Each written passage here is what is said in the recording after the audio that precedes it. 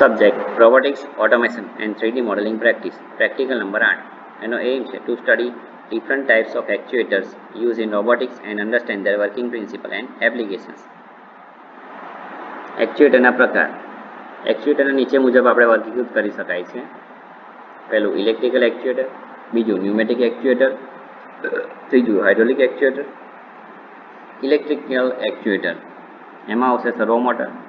તેનો ઉપયોગ આપણે પ્રિસાઇઝ કંટ્રોલ કરવા માટે કરીશું અને તેનો રોબોટિક કામમાં પણ ઉપયોગ કરવામાં આવશે. બીજું આવશે સ્ટેપર મોટર.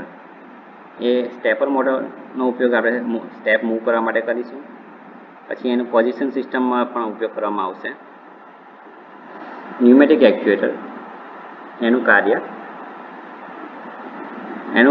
ન્યુમેટિક એક્ચ્યુએટરનો આપણે કમ્પ્રેસ એરનું ઉત્પાદન કરવા માટે ઉપયોગ કરીશું.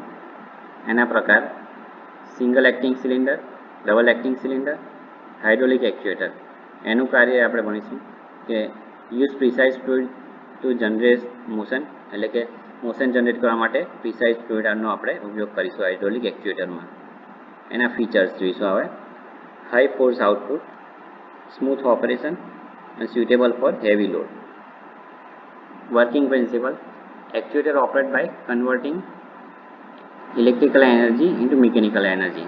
એટલે કે ઇલેક્ટ્રિકલ એનર્જી આપણે મિકેનિકલ મોશનમાં કન્વર્ટ કરીને આપણે એક્ચ્યુએટરનો ઉપયોગ કરી શકીશું.